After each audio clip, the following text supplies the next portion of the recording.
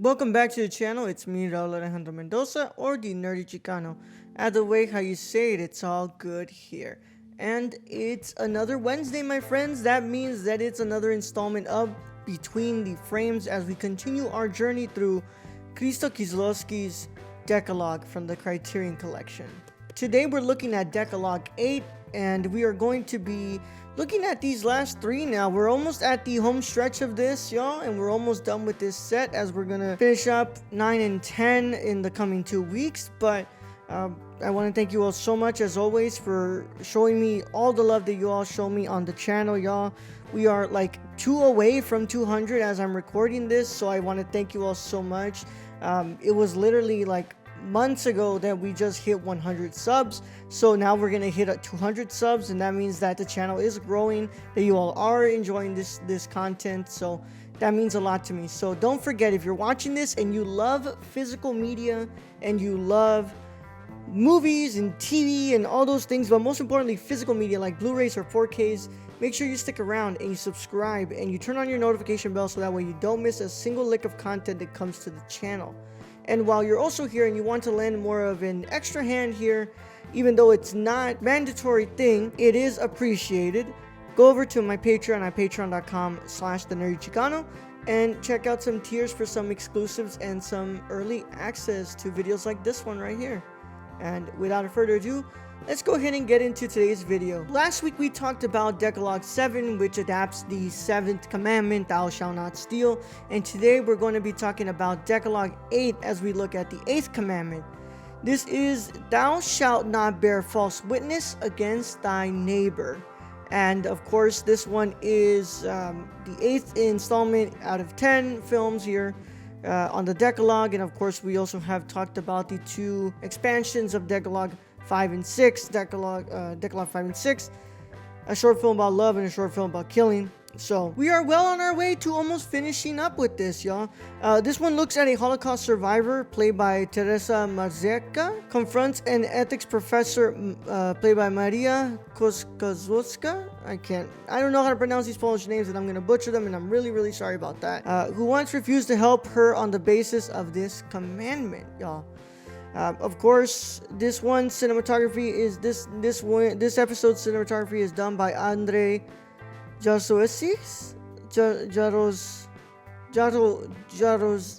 Yeah, I don't know how to pronounce that. Andrzej Jaros. I don't know how to say it, y'all. I'm really sorry. I wish I could speak Polish, and such a great language, and the Polish people are such great people.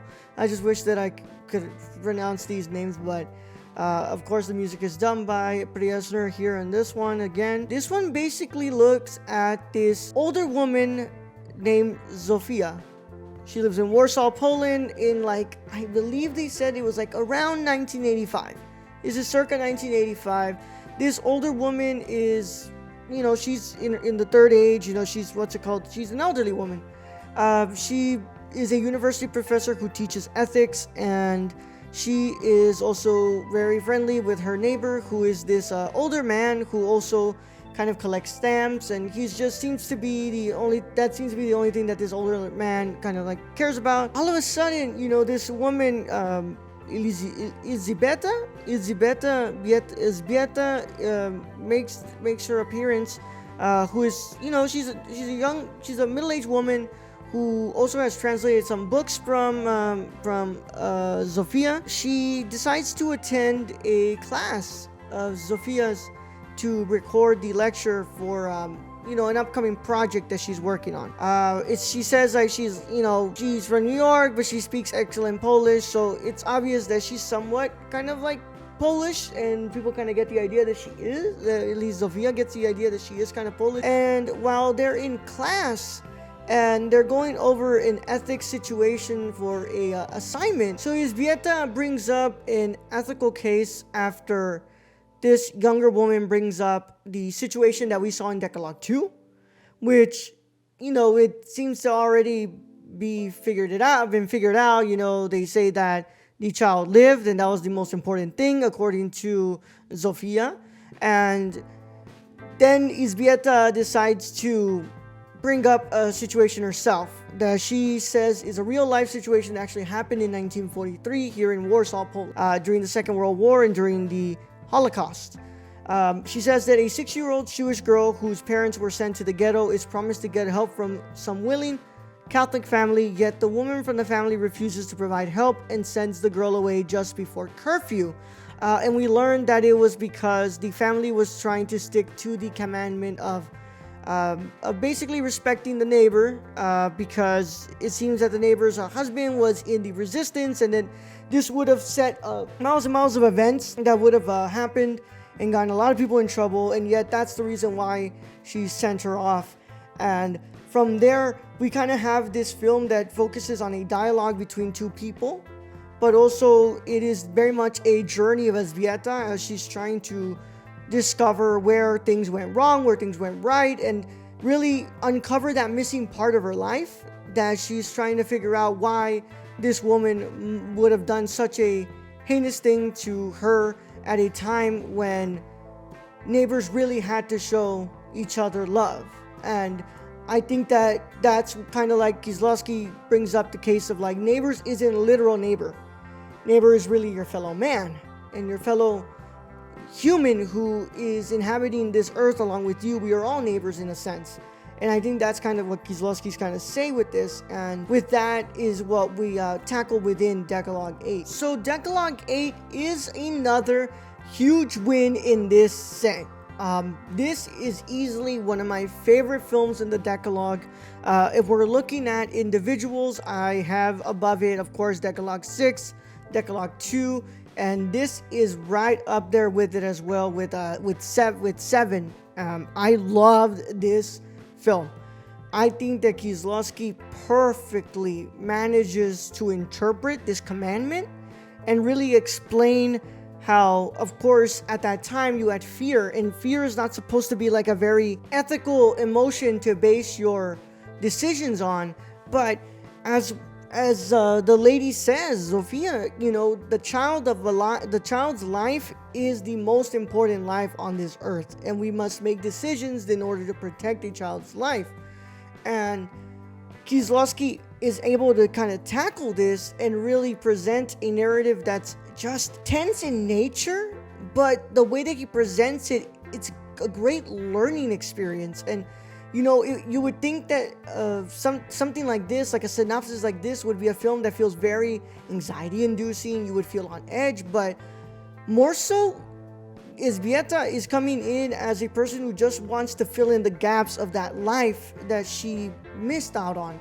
Not just because she was sent away, but more so that life that she was missed out on because of the way that the situation was at the time with the Holocaust and the Second World War. Kieslowski basically near perfectly encapsulates all these things and is able to provide such a intricate and beautiful message about respecting each other as human beings, respecting each other's decisions, but also understanding what we need to fix in order to move on as a collective people. And even though Zofia explains how she has basically lived with that decision for the rest of her life, and how she hates that she made that decision, she had to think about other people as well, and yet to this day she regrets it. But Zofia also learns that some decisions you make aren't always made with malintent. It's also made through a collection of reasons as to why Zofia had to make that decision. And I especially love the ending when they go to the older man, and the older man kind of says that he doesn't want to talk about the war, he doesn't want to remember any of that because he went through a really, really hard life. And that was the man who was the neighbor of Zofia at the time. And that goes to show you, like, once again, that you have to respect each other's boundaries. We have to respect what we went through. We have to respect what we feel. And Kieslowski just perfectly manages to sum up the theme of this film all in that ending. And I found that to be incredible, and I found this one to be one of the best in the set. Definitely one that I recommend the most to people to watch, especially if you're just getting into Kieslowski's work. This is definitely one that you want to get in there, because this really does encapsulate a lot of Kieslowski's style, from the cinematography, the music choices, but especially the uninterrupted shots as well.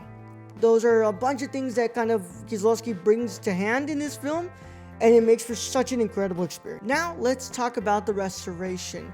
I watched Dekalog VIII on my Panasonic 4K player on my TCL 4K TV, so I benefited a lot from the upscaling on this film. And I've got to say, y'all, this has to be my favorite restoration yet. I know that I have 2 up there as one of my favorites, but this really shows the capabilities of the work they did on the video side of this film. I really appreciate what Andre did with his cinematography here. So this is 1985. This is years and years after the war, so the look of Warsaw is gonna look different compared to the other films that came before it. So we're gonna have a Poland that looks cleaner, looks more beautiful. The colors are popping compared to every single film that comes before this. This is the film with the least muted color palette, and I don't know if that's going to be the same for 9 and 10, but right now as I'm reviewing these films, I gotta say that this color palette in Dekalog VIII is the most vibrant out of all the other films.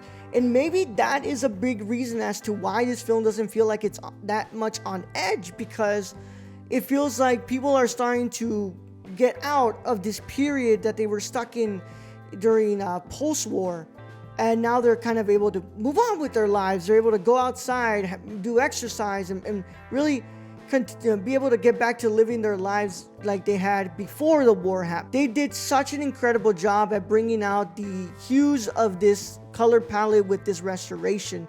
The sharpness is incredible too, as I'm getting that upscaling above 1080p. I can't deny it, it looks amazing on my TV. And this is definitely one of those restorations here where you benefit from having something like a 4K TV, and you'll see a lot of that increased sharpness within the resolution of this film.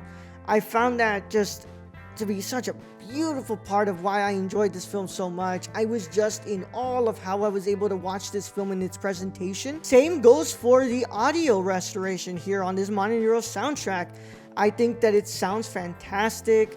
A lot of the outer noise, like the dog barks and the bus and the cars, like they all sound so clean. Dialogue sounds clean. The score is balanced well with the dialogue and the score, so that way it doesn't overpower one or the other. There's no hissing, there's no scratching. It sounds fantastic. It sounds like they did some work on this to be able to give you a really presentable version of this film. And I've got to say that I appreciate that a lot about the audio. Of course, I can't really give you a big review when it comes to the audio because it's a Modern Euro soundtrack. It's not going to be this crazy different soundtrack. It's going to be more polished and more clean, but it's not going to be a crazy surround sound where I'm hearing the buses from miles away in my ears because the surround sound gets so much of that. No, it's just a fantastic audio track, and it has to show exactly the work that was done on this restoration. That's why I believe that this, as of right now, is the best restoration inside Krzysztof Kieslowski's Dekalog from the Criterion collection, y'all.